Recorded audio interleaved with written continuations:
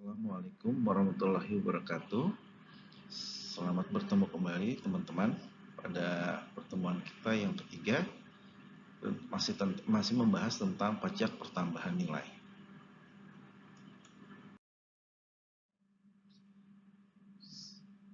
Kemarin kita sudah membahas tentang pajak pengenaan bagian 1 itu tentang karakteristik PPN, objek PPN, subjek PPN, DPP, dan tarif PPN, kemudian syarat piutang PPN. Di pertemuan kedua kita juga masih membahas PPN tentang pajak masukan dan pajak keluaran, pemungutan pajak, fasilitas pajak, dan PPNBM. Hari ini kita akan membahas PPN bagian ketiga, itu tentang faktur pajak, SPT masa PPN, dan restitusi PPN. Bagaimana kita mengisi SPT-nya. Kemarin kita sudah belajar siapa yang dikenakan PPN, apa aja objeknya, bagaimana penghitungannya. Hari ini kita akan membuat faktur pajak dan mengisinya, masukkannya ke dalam SPT masa PPN. Dan terakhir adalah tentang restitusi PPN.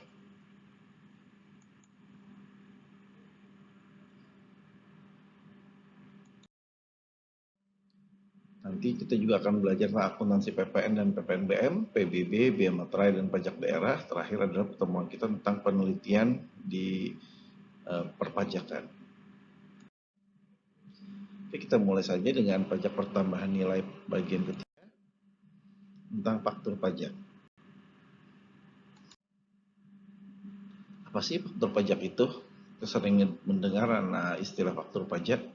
Faktur pajak merupakan bukti pemungutan pajak. Pajaknya yang jelas adalah PPN, pajak pertambahan nilai, yang dibuat oleh pengusaha kena pajak yang melakukan penyerahan BKP dan atau JKP pada penerima BKP atau JKP sesuai dengan pasal 1 angka 23 Undang-Undang PPN. Dan bentuknya dahulu itu distandarkan. Sekarang bentuknya sudah, karena memakai sudah ISP faktur, sudah otomatis keluaran dari sistem. Oke. Siapa aja sih yang wajib membuat faktur pajak? Pengusaha kena pajak itu wajib membuat faktur pajak untuk setiap penyerahan BKP. Jadi yang kena jelas adalah pengusaha kena pajak, ya kemarin kita sudah belajar siapa itu pengusaha kena pajak. Dia itu wajib membuat faktur pajak untuk setiap penyerahan BKP, penyerahan JKP, ekspor BKP tidak berwujud, dan ekspor JKP. Jadi atas transaksi-transaksi ini PKP itu wajib membuat faktur pajak namanya. Faktur pajak dibuat pada saat penyerahan BKP dan atau JKP, saat penerima pembayaran, dalam hal penerimaan pembayaran terjadi sebelum penyerahan BKP dan atau JKP. Jadi mana yang lebih dulu, penyerahannya apa pembayarannya? Maka kita buat faktur pajak. Ini sama dengan saat terutangnya wajib, saat terutangnya PPN. Jadi sebenarnya faktur pajak itu dibuat pada saat terutangnya PPN. Saat penerimaan pembayaran termin dalam hal penyerahan sebagian tahap pekerjaan. Saat PKP rekanan menyampaikan tagihan kepada bendahara pemerintah sebagai pemungut PPN. Jadi kalau kita transaksi ke pemungut PPN yang sudah kita pelajari kemarin, saat membuat faktur pajaknya adalah saat kita menyampaikan tagihan kepada bendahara tersebut. Atau saat lain yang diatur dengan atau berdasarkan peraturan Menteri Keuangan. Jadi ada saat-saat tertentu yang diatur oleh Menteri Keuangan kapan saat pembuatan faktur pajak tersebut. Oke, contoh PT ABC membeli barang pada PT XYZ, barang dikirim oleh PT XYZ, FOB shipping point berarti di tempat pengiriman sudah dianggap sudah dilakukan penyerahan, itu pada tanggal 15 Januari 2017. Pembayaran dilakukan setelah barang sampai di gudang PT ABC itu pada tanggal 18 Januari 2017. Sehingga maka fakturnya harus dibuat pada tanggal 15 Januari 2017. Karena penyerahannya adalah sebenarnya tanggal 15 Januari akibat shipping point-nya. Walaupun pembayarannya dilakukan setelah barangnya sampai, itu tanggal 18 Januari.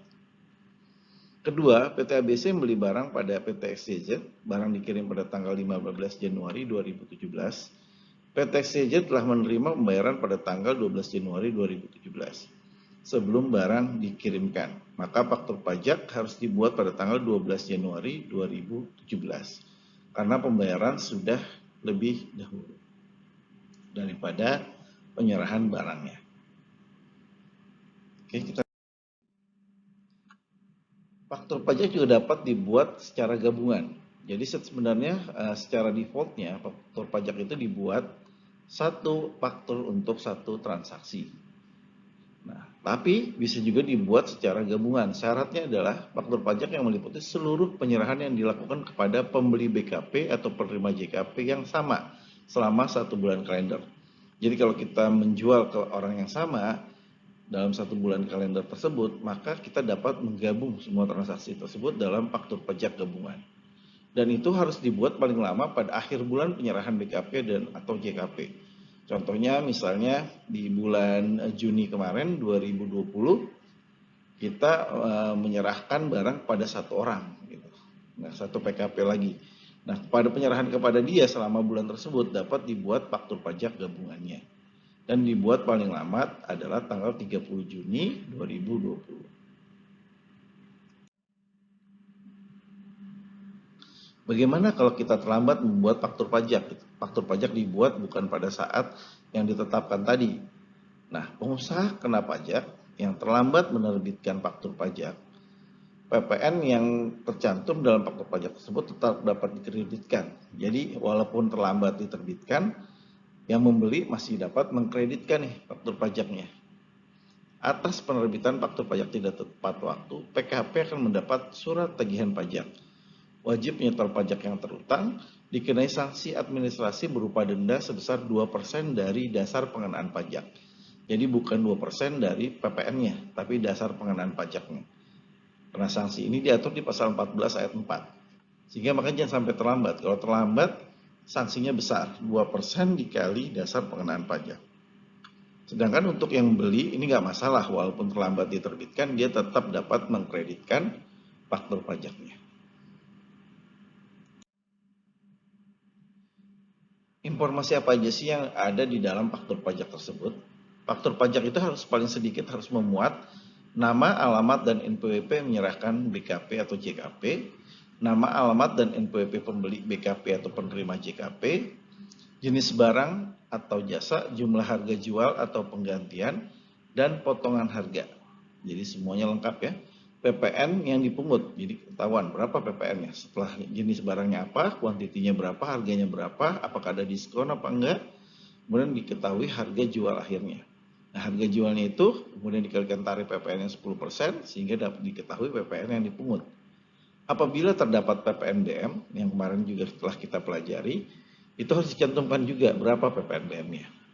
Kemudian dia harus memuat namanya kode, nomor seri, dan tanggal pembuatan faktur pajak. Nama dan tanda tangan yang berhak menandatangani faktur pajak. Jadi setelah ada nomornya, ada unsur-unsur yang ada di sini, ini ada juga nama dan tanda tangan yang berhak menandatangani faktur pajak, yaitu si PKP penjualnya, siapa yang berhak menandatangani. Jadi tidak hanya unsur-unsur ini saja yang ada di dalam faktur pajak, itu juga jika diperlukan PKP dapat menambah keterangan lain. Misalnya ditambah keterangan apa gitu, terserah. Even bentuknya itu tidak harus sama setiap faktur pajak, gitu. Tapi sekarang karena sudah menggunakan e-faktur ya, nanti kita bahas tentang e-faktur. Jadi sudah tidak ada lagi tuh jenis-jenis bentuk faktur pajak seperti apa, karena semua sudah di-generate secara sistem. Tapi e-faktur pun harus memuat ini semua. Nanti kita bahas lagi di e-faktur. Nah, apabila ini tidak diisi, salah satu unsurnya tidak ada, maka faktur pajak di sini disebut faktur pajak yang tidak diisi secara lengkap, jelas, dan benar, dan tidak ditandatangani merupakan faktur pajak tidak lengkap. Kalau faktur pajak tidak lengkap, maka dia dianggap juga tidak membuat faktur pajak. Atau dia kemudian terbitkan kembali, maka faktur pajaknya itu sudah terlambat. Dan ini juga yang faktur pajak tidak lengkap ini oleh si pembeli tidak dapat dijadikan pajak masukan. Jadi harus diteliti kalau sebagai pembeli itu faktur pajaknya sudah diisi belum dengan lengkap. Karena kalau tidak lengkap nanti tidak dapat dikreditkan. Oke, apa yang dimaksud dengan alamat di sini? Alamat yang tercantum dalam faktur pajak harus diisi sesuai dengan alamat yang sebenarnya atau sesungguhnya. Jika berbeda dengan alamat dalam surat keterangan terdaftar atau surat pengukuhan PKP, PKP harus memberitahukan ke KPP tempat PKP dikukuhkan untuk meminta perubahan alamat. Jadi dalam faktur itu selain nama penjualnya, alamat penjualnya pun harus jelas. Apabila penjualnya sudah pindah alamat, maka dia harus mengajukan perubahan alamat untuk merubah surat keterangan terdaftarnya dan surat pengukuhan PKP-nya sesuai dengan alamat yang baru. Gimana kalau pembeli orang pribadi tanpa NPWP? Bagaimana mengisinya? Karena harus ada NPWP kan. Nah di pasal 4A per 31 PJ 2017 disebutkan,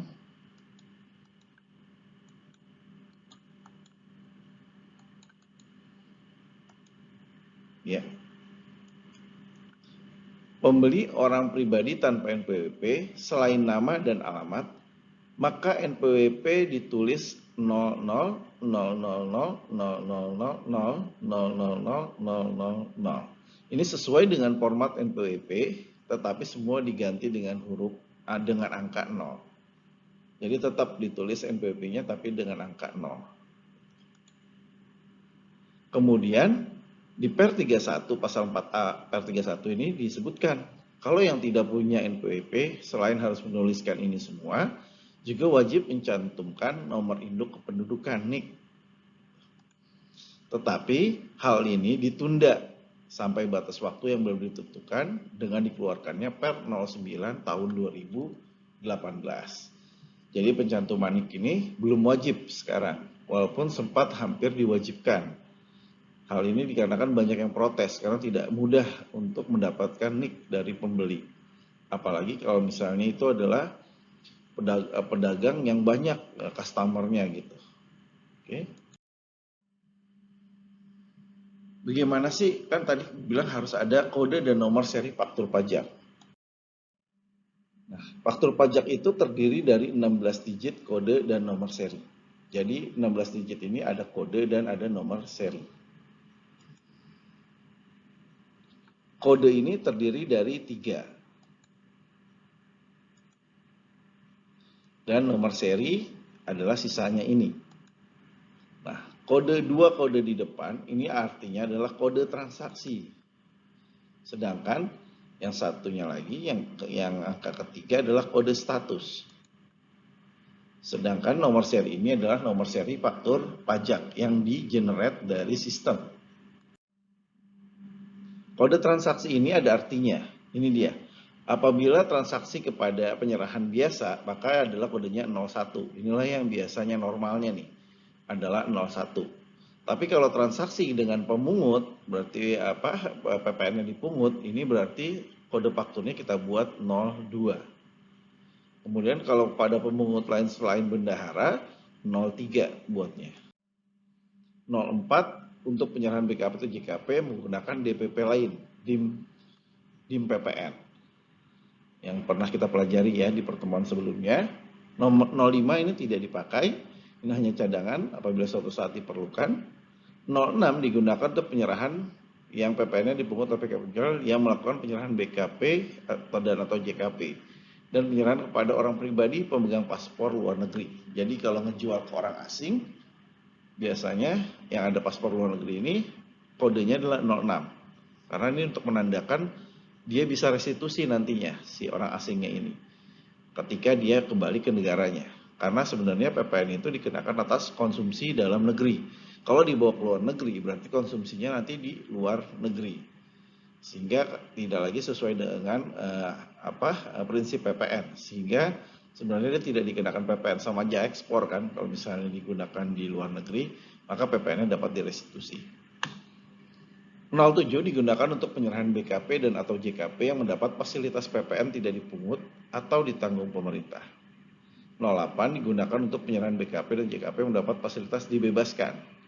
Jadi fasilitas itu ada dua, dibedakan 07 dan 08. 07 itu adalah tidak dipungut atau ditanggung pemerintah dan ini pajak masukannya dapat dikreditkan. Atas perolehannya faktur pajaknya bisa dikreditkan. Sedangkan 08 yang dibebaskan, maka faktur pajak perolehan pajak masukannya tidak bisa dikreditkan. Sedangkan 09 adalah faktur pajak digunakan untuk penyerahan aktiva pasal 16D yang artinya tidak untuk diperjualbelikan. Yang pernah kita bahas di pertemuan sebelumnya. Coba dibuka kembali, diingat lagi, yaitu misalnya dia dagang tekstil, dia menjual truknya, maka truknya itu terkena PPN pasal 16D, yang tujuan semula tidak untuk diperjualbelikan. Sedangkan kode status itu ada 0 dan 1. 0 itu adalah normal, pertama kali kita menerbitkan faktur itu normal. Nah, apabila fakturnya diganti menjadi diganti faktur yang lain, misalnya terjadi kesalahan sehingga harus diganti, maka kodenya adalah 1. Nah, untuk penerbitan faktur pajak ganti kedua, dan ketiga, dan seterusnya, tetap kodenya adalah 1. Jadi 0 adalah normal, 1 adalah fakturnya apabila faktur yang diganti. Apa itu faktur pengganti, nanti kita bahas. Nah, dari nomor seri faktur pajak ini, duanya di sini ini adalah tahun penerbitannya. Kapan tahun diterbitkannya faktur pajak. Nah, nomor seri faktur pajak yang terdiri dari 11 digit nomor urut yang dipisahkan oleh 2 digit tahun penerbitan. Jadi sebenarnya nomor serinya adalah 11, 3 ditambah 8. Nah, 2 ini adalah tahun penerbitan. Nomor seri diberikan oleh DJP kepada PKP dengan mekanisme tertentu. Bagaimana mekanismenya nanti kita pelajari. Cara penggunaan nomor seri faktur pajak. Nanti kalian yang dapat ya di latihan kemarin kan ada penjatahan nomor berapa nomornya. Nah, ini dia. Nomor seri faktur pajak diberikan dalam bentuk blok nomor dengan jumlah sesuai permintaan PKP. Contoh, PKP meminta 100 nomor seri faktur pajak. Maka nomor seri faktur pajak yang diberikan oleh DJP dapat berupa 913, 13 ini adalah tahun penerbitan sampai 1 sampai dengan 100. Atau bisa juga begini, 99901 sampai dengan 901130000. Bisa juga seperti di bawahnya lagi. Nah, nomor seri faktur yang pajak digunakan untuk penerbitan faktur pajak dalam tahun yang sama dengan 2 digit tahun penerbitan yang tertera pada nomor seri faktur pajak. Sehingga kalau ininya 13 nggak boleh dipakai di 14, apalagi di 12 nggak boleh. Jadi 13 harus dipakai, tetap harus di tahun yang sama. Nomor seri faktur pajak yang tidak digunakan dalam suatu tahun pajak dilaporkan ke KPP bersamaan dengan SPT masa bulan Desember. Jadi pasti SPT masa Desember itu dikembalikan kalau yang sudah tidak terpakai. Nanti baru kita minta lagi untuk tahun yang baru. Apa bagaimana kalau habis di tahun berjalan kita dapat lagi mengajukan permintaan nomor baru. Gitu seterusnya. Oke. Nah, sekarang itu faktur pajak itu sudah berbentuk elektronik, namanya e-faktur. Apa sih e-faktur itu? Yaitu adalah faktur pajak yang dibuat melalui aplikasi atau sistem elektronik yang ditentukan dan atau disediakan oleh Direktorat Jenderal Pajak. Dasar hukumnya adalah Per 16 tahun 2014. Jadi sudah tidak lagi dipakai kertas, jadi semua sudah pakai elektronik untuk penghematan dan efisiensi. Tahapannya waktu itu dimulai di 1 Juli 2014, hanya 45 PKP yang menjadi pilot project. Kemudian sejak 1 Juli 2015 ini mulai PKP yang terdaftar di wilayah Jawa dan Bali. Nah, sejak 1 Juli 2016 seluruh PKP. Berarti sekarang di tahun 2020 tidak ada lagi yang memakai faktur kertas. Semua sudah menggunakan e-faktur. Transaksi apa aja yang dibuat e-faktur? Sama sebenarnya dengan faktur biasa, dibuat untuk setiap penyerahan BKP atau JKP, kecuali atas penyerahan BKP dan atau JKP yang dilakukan oleh pedagang eceran. Nah, pedagang eceran kan seperti Hypermart, Carrefour, gitu, Lotte, Alfamart, Indomart, itu kan banyak ya eceran. Nah, nggak mungkin dia menginput sedemikian banyaknya faktur ke dalam e-faktur gitu, nanti komputernya hang, rusak. Kedua, yang dilakukan oleh PKP toko retail kepada orang pribadi pemegang paspor luar negeri. Nah, yang dibeli di orang asing juga tidak perlu dibuatkan e-fakturnya. Kemudian yang bukti pemungutan PPN-nya berupa dokumen tertentu yang kedudukannya disamakan dengan faktur pajak. Apa aja sih dokumen tertentu tersebut? Nanti kita pelajari. Apa sih perbedaan faktur pajak kertas dengan e-faktur? Formatnya, waktu faktur pajak kertas itu bebas, tidak ditentukan, dan dapat mengikuti contoh yang ada dalam Per 24 tersebut. tapi tetap harus berisi informasi yang harus ada dalam suatu faktur pajak. Sedangkan kalau di faktur sudah ditentukan oleh aplikasi sistem, sehingga sudah tidak perlu lagi dibuat seperti apa layout, dia otomatis tercetak. Kemudian tanda tangan, dulu atau kertas itu harus tanda tangan basah di setiap faktur pajaknya, dan itu kan akan membuat repot pengurus ya, salah satunya misalnya dewan direksi, karena yang boleh tanda tangan adalah pengurus, yaitu dewan direksi atau yang dikuasakan. Sedangkan sekarang dengan adanya e-faktur, tanda tangannya berbentuk elektronik, jadi tidak perlu lagi merepotkan direkturnya. Bentuk dan lembar diwajibkan berbentuk kertas dan jumlah lembar diatur, biasanya 2. Kalau lebih dari 2 mesti diketahui DJP kenapa dibuat lebih. Kalau e-faktur tidak diwajibkan untuk dicetak dalam bentuk kertas, tapi kalau mau dicetak ya boleh-boleh aja gitu. Kemudian PKP yang membuat seluruh PKP, kalau e-faktur PKP yang diterapkan oleh Dirjen Pajak. Tapi sejak tahun 2006 ini berlaku untuk seluruh PKP. Yang tadi ya 1 Juli 2016 seluruh PKP sudah wajib pakai e-faktur. Jenis transaksinya seluruhnya, sedangkan e-faktur penyerahan BKP atau JKP saja. Prosedur lapor atau upload dan persetujuan DJP dia tidak ada di faktur pajak kertas karena dia akan dilaporkan melalui SPT massa. Sedangkan dengan e-faktur dilaporkan ke DJP dengan cara upload dan mendapat persetujuan DJP. Jadi untuk mengetahui bahwa faktur ini valid dikirim dulu ke DJP. DJP ntar akan meng-approve, oh iya faktur pajak yang ini dia yang sudah kamu keluarkan. Dan nanti akan diakui oleh si pembelinya sebagai pajak masukan. 7 mata uangnya, kalau faktur pajak kertas ada rupiah dan dolar, boleh dalam bentuk rupiah dan dolar, tapi kalau e-faktur hanya boleh rupiah. Kalau dolar gimana? Nah, harus dikonversikan dulu dengan menggunakan kurs Menteri Keuangan pada saat transaksi. Kemudian pelaporan SPT PPN menggunakan aplikasi tersendiri, ada namanya ISPT dulu. Sekarang dia sudah menjadi satu kesatuan di e-faktur. Jadi lapornya juga melalui e-faktur. Inilah gambaran umum pembuatan e-faktur. Jadi proses 1 nih, pengusaha kena pajak menutup kontrak kesepakatan penyerahan membuat faktur pajak dan melakukan pencatatan baik secara manual atau dengan sistem. Jadi secara akuntansi dia akan catat di jurnalnya biasanya. Nah, proses kedua, atas transaksi tersebut, maka dia akan merekam, memasukkan data faktur pajak secara manual atau dengan impor data ke aplikasi e-faktur. Maksudnya impor gimana Pak? Jadi kalau misalnya fakturnya banyak, nggak mungkin input satu-satu, kesian yang input capek. Jadi ada metode ditaruh di suatu format, itu Excel atau akses, nanti dari database tersebut dimasukkan diimpor ke e-faktur. Gitu. Jadi langsung otomatis dari database-nya WP masuk ke database-nya e-faktur. Nah, ketiga, PKP melaporkan faktur pajak ke DJP via e-faktur dan online. Ini semua memerlukan jaringan internet ya. Jadi setelah di-input, udah masuk, fakturnya ini harus dikirim ke DJP untuk meminta approval. Gitu. Nah, kemudian DJP akan memproses apakah benar faktur pajak yang sudah diisi dengan benar, nanti akan di-approve. Wah ini sudah di-approve oleh DJP. Nanti akan dikasih tahu juga melalui internet bahwa ini sudah di-approve. Nanti statusnya di aplikasinya approve gitu. Oke, ketiga.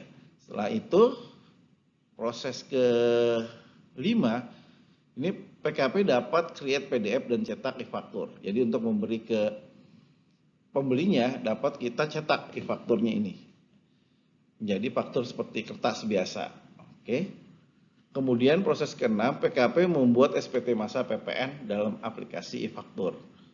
Ketujuh, PKP melaporkan SPT PPN langsung ke KPP atau via e-filing. Kemudian nanti akan DJP akan memprosesnya dan akan menyerahkan tanda terima SPT kepada wajib pajaknya, itu kepada PKP-nya.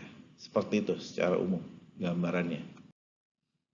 Sedangkan secara sistemnya kalau mau dilihat adalah seperti ini. Jadi kan pertama kan harus meminta nomor faktur ya. Jadi sekarang nomor faktur itu mintanya langsung juga melalui aplikasi e-faktur. Jadi PKP penjual akan melalui internet akan meminta nomor seri faktur pajak.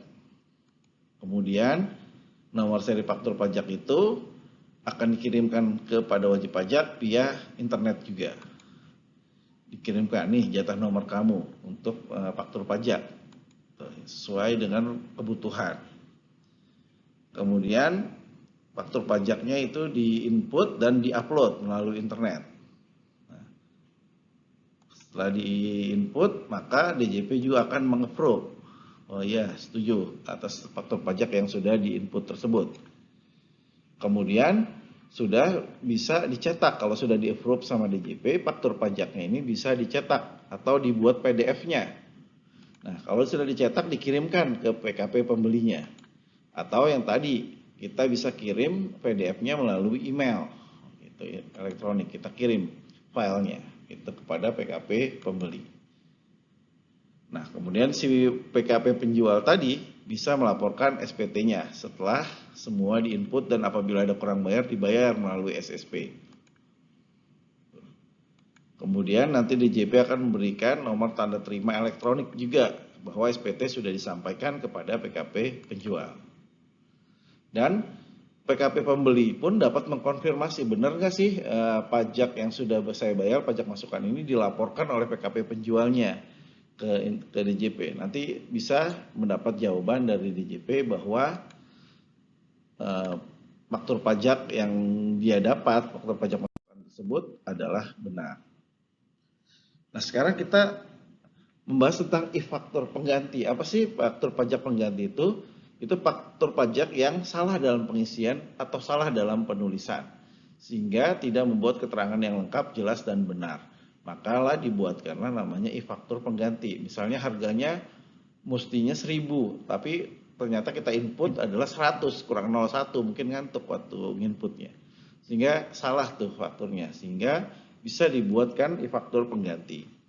Nah, dibuat melalui aplikasi atau sistem elektronik yang ditentukan atau disediakan DJP, yaitu di e-faktur. Oke. Atau pembatalan faktur. Apa sih pembatalan faktur itu? Itu apabila kita melakukan suatu transaksi tapi transaksi tersebut dibatalkan, sehingga e-faktur tersebut pun harus dibatalkan. Pembatalan ini harus didukung oleh bukti atau dokumen yang membuktikan bahwa telah terjadi pembatalan transaksi berupa pembatalan kontrak atau dokumen lain. PKP penjual yang melakukan pembatalan faktur pajak harus memiliki bukti dari PKP pembeli yang menyatakan bahwa transaksi dibatalkan. Kemudian diinput melalui aplikasi atau sistem elektronik yang ditentukan ini adalah e-faktur. Oke, pembatalan e-faktur kita masih lanjutannya. Jika belum melaporkan dalam SPT, tetap melaporkan e-faktur pajak tersebut dalam estimasi PPN dengan mencantumkan nilai 0. Jadi misalnya belum melaporkan SPT tapi faktur pajak sudah di-approve, itu bisa dibuatkan pembatalannya dan tetap dibuatkan 0, tetap dilaporkan. Jika sudah melaporkan SPT, melakukan pembetulan SPT masa PPN. Jadi SPT-nya dibetulkan. Dan e-faktur itu dibatalkan mencantumkan nilai 0, sehingga nilainya berubah. Jika telah melaporkan e-faktur yang dibatalkan tersebut dalam SPT PPN sebagai faktur pajak masukan, melakukan pembetulan, kemudian dengan tetap cara melaporkan e-faktur dengan nilai 0, ya, yang tadi. Hasil cetak e-faktur rusak atau hilang. Jadi kalau PKP penjual itu dapat mencetak ulang apabila faktur yang dikasih ke pembelinya hilang gitu. Pembelinya waktu itu dikasih kertas gitu, faktur pajak kertasnya, kemudian hilang, itu dapat dicetak kembali melalui e-faktur tersebut. Nah, gimana kalau database yang ada di PKP penjual itu hilang atau rusak? Nah, itu dapat mengajukan permintaan datanya ke KPP. Dan nanti KPP akan memberikan data sesuai dengan data yang ada di sistem DJP. Gitu. Tapi data tersebut hanya terbatas pada data e-faktur yang telah diupload. Jadi yang sudah mendapat persetujuan saja yang approval. Yang belum mendapat persetujuan itu tidak ada datanya di DJP. Oke. Dalam hal terjadi kejadian tertentu, keadaan tertentu yang menyebabkan PKP tidak dapat membuat e-faktur. Misalnya dalam suatu pulau, karena dulu saya waktu di Papua Papua itu tidak ada internet di Merauke selama 3 bulan. Sehingga tidak mungkin dong membuat faktur pajak e-faktur ini karena dia butuh internet. Maka dalam keadaan tersebut itu dapat dibuat tetap faktur pajaknya secara hard copy. Nah, setelah bisa dipakai lagi fakturnya, itu harus diunggah, dimasukkan ke aplikasi faktur pajak yang hard copy tersebut. Hal-hal yang perlu diketahui tentang e-faktur berbentuk elektronik, sehingga tidak diwajibkan untuk dicetak dalam bentuk kertas, baik oleh pihak penjual atau pihak pembeli. Tapi kalau mau ya boleh dicetak sesuai kebutuhannya. E-faktur ditandatangani secara elektronik, sehingga tidak disyaratkan lagi pakai tanda tangan basah, karena sudah ada QR code-nya. Jadi QR code-nya itu sudah menandakan bahwa itu faktur pajak yang sah, bisa dicek langsung. E-faktur menggunakan mata uang rupiah. Nah, kemudian kita sekarang belajar tentang dokumen lainnya. Apa aja sih dokumen tertentu yang dipersamakan dengan faktur pajak? Nah, kan tadi disebutkan ada dokumen-dokumen yang dipersamakan dengan faktur pajak, yaitu adalah PEB, pemberitahuan ekspor barang. Ini dari bea cukai kalau kita ekspor. Kemudian ada surat perintah penyerahan barang yang dari Bulog atau Dolog. Kemudian ada faktur nota bon penyerahan. Zaman dulu namanya faktur, maka itu tetap namanya PNBP. Sekarang sudah F kan, karena ini orang Sunda mungkin ya, faktur gitu, maksudnya faktur. Jadi makanya nulisnya karena ikut waktu itu orang Sunda bilangnya begini, jadi PNBP gitu sampai sekarang. Ini dibuat oleh Pertamina dulu. Pertamina untuk penyerahan bahan bakar minyak. Itu juga disamakan dengan faktur pajak. Bukti tagihan atas penyerahan jasa Telkom. Kemudian tiket tagihan surat muatan udara airway bill and delivery bill yang dibuat oleh angkutan. Kemudian nota penjualan jasa pelabuhan tentang bukti tagihan perusahaan listrik, jadi tagihan PLN itu bisa dianggap sebagai faktur pajak. Kemudian pemberitahuan ekspor JKP, barang kena pajak tidak berwujud, juga ini PEB-nya, pemberitahuan ekspornya bisa dianggap sebagai faktur pajak. Begitu juga dengan PIB, pemberitahuan impor barang. Kemudian SSP juga apabila dalam hal ini pembayaran PPN atas pemanfaatan BKP tidak berwujud atau JKP dari luar daerah pabean. Ini dipersamakan dengan faktur pajak sehingga bisa dikreditkan. Dan bukti tagihan perusahaan air minum, bukti tagihan trading confirmation perantara efek, bukti tagihan perbankan, dan SSP untuk pembayaran PPN atas penyerahan BKP melalui juru lelang disertai risalah lelang.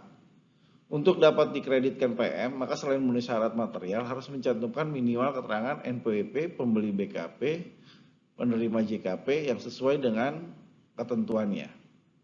Nah, kalau faktur pajak sederhana, dulu namanya sederhana, sekarang sudah tidak ada. Faktur pajak yang tidak diisi lengkap, itu tidak dapat dikreditkan, karena tidak memenuhi syarat formal.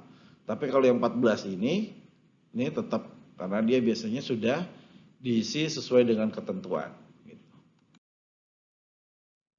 Nah, ada dua lagi ternyata, itu dokumen pemesanan pita cukai dan SSP untuk atas pengeluaran atau penyerahan BKP dan JKP dari kawasan bebas ke tempat lain dalam daerah pabean. Nah, ini contoh-contohnya nih, bentuk-bentuknya PEB seperti ini, PNBP seperti ini. Di sininya lucu, faktur, tapi di sininya faktur. Beda. Yang saya bilang tadi ini orang Sunda kayaknya ini. Gak bisa ngomong F, padahal itu fitnah ya. Padahal bisa orang Sunda itu ngomong fitnah ya. Kemudian Telkom Indonesia, ini tagihan dari Telkom, contohnya ini juga bisa dianggap sebagai faktur. Tiket airway, nota penjualan jasa ke pelabuhan, tagihan listrik, pemberitahuan impor barang, SSP. Ini tagihan BKP, JKP dari perusahaan air minum, contoh perusahaan air minum. Ini trading confirmation, jasa perbankan. PEB dan ekspor BKP tidak berwujud atau JKP, ini contohnya. Setelah kita mengisi faktur pajak dan membuat faktur pajak, nah faktur pajak itu kemudian dipindahkan ke dalam SPT masa PPN. Nah, karena sekarang sudah pakai aplikasi e-faktur, seharusnya sudah tidak ada lagi mengisi secara manual. Tapi karena kita di sini belajar, gimana sih sebenarnya alurnya dari faktur pajak itu dipindahkan ke dalam SPT masa PPN. Jadi SPT masa PPN yang ada di faktur sebenarnya berasal dari SPT masa PPN yang berbentuk kertas ini. Ini terdiri dari induk SPT, namanya formulir SPT masa PPN 111. Ini terdiri dari induk SPT di depan, kemudian formulir 111 AB. Ini adalah rekapitulasi penyerahan dan perolehan. Formulir 11A 1 ini berisi data ekspor, A2 ini berisi penyerahan biasa dalam negeri, B1 ini adalah untuk impor, B2 adalah pajak masukan. Jadi A2 pajak keluaran, B2 ini adalah pajak masukan dalam negeri. B3 adalah pajak masukan yang tidak dapat dikreditkan. Contohnya kalau diisi tidak lengkap atau tidak ada hubungannya dengan kegiatan usaha. Atau yang mendapat fasilitas. Tadi kalau dapat fasilitas pun masuknya ke B3. Oke, ini contoh formulirnya. Nanti saya share ya SPT-nya, karena kita pada akhir sesi akan berlatih mengisi SPT masa PPN. Gitu, seperti apa mengisi SPT masa PPN. Jadi ini contohnya induknya seperti ini. Ini kolom tanda tangannya, ntar akan terekapitulasi. Ini AB adalah rekapitulasi dari formulir A1, A2, B1 sampai B3 akan pindah ke sini. Ya, hasil rekap. Ini A1 daftar dari ekspor, A2 adalah pajak keluaran dalam negeri, B1 adalah impor, B2 adalah pajak masukan dalam negeri, B3 adalah faktor pajak yang masukan yang tidak dapat dikredit. Oke, nanti kita coba mengisinya gimana. Jadi kalian coba dulu, nanti kita bahas satu-satu ini masuk kemana gitu. Dan berapa nomor fakturnya itu. Sesuai dengan tadi tata cara penomoran faktur pajak. Sekarang restitusi. Kenapa terjadi restitusi? Itu terjadi karena sebabnya adalah kelebihan pembayaran PPN. Di mana pajak masukan lebih besar dari pajak keluaran. Akibat apa? Biasanya karena akibat ekspor. Kan kalau ekspor PK-nya 0, PM-nya ada, sehingga PM-nya lebih besar daripada PK-nya. Nah, maka terjadi kelebihan pembayaran PPN. Begitu juga kalau penyerahan ke pemungut. Kalau pemungut kan karena sudah ditagih duluan, sudah diambil uangnya, sehingga PK-nya sudah dibayarkan langsung oleh si pemungut, sehingga bisa jadi lebih bayar. Atau penyerahan tidak dipungut yang mendapat fasilitas, ini juga dapat menyebabkan lebih bayar. Kemudian penumpukan persediaan, juga bisa persediaannya nggak laku-laku, jadi PM-nya banyak, PK-nya nggak ada, sehingga jadi lebih bayar. Pemungutan PPN yang seharusnya tidak terutang, jadi misalnya seharusnya tidak terutang dipungut PPN-nya, kita bisa minta kelebihan PPN di restitusi.